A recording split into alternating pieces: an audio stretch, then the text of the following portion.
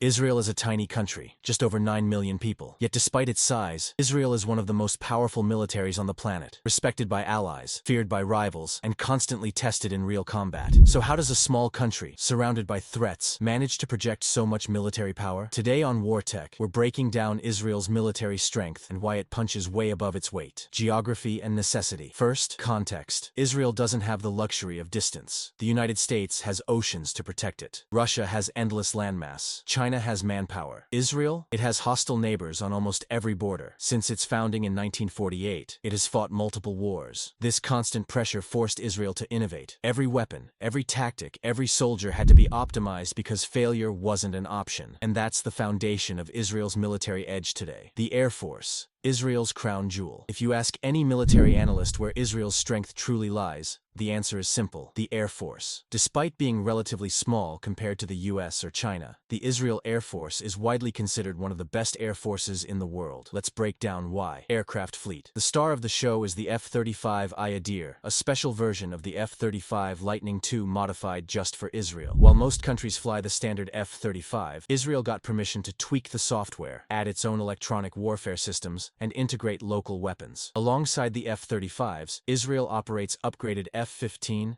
and F-16, many of them heavily modernized with Israeli tech. For example, the F-15 Baz and F-16 Sufa aren't just American planes. They're hybrid beasts with Israeli electronics, sensors, and weapon systems that make them unique. The IAF is also a leader in standoff weapons, missiles, and drones that can hit targets far away without ever entering hostile airspace. Hardware is nothing without skill, and Israel's pilots are famous for being some of the best in the world. Training is brutal, competitive, and selective. Only a tiny fraction of candidates make it into the pilot program. Those who succeed fly hundreds of hours per year, more than most NATO countries. Add to that the fact that Israel is constantly at war or on the edge of conflict, and its pilots gain real-world combat experience faster than almost anyone else. And more recently, Israeli F-35s have reportedly flown combat missions in Syria and beyond, making Israel the first country in the world to use F-35s in battle. And it's not just hardware. Israeli pilots are among the best trained in the world. They fly more hours per year than most of their counterparts, and they've been tested in countless real combat missions. From striking nuclear reactors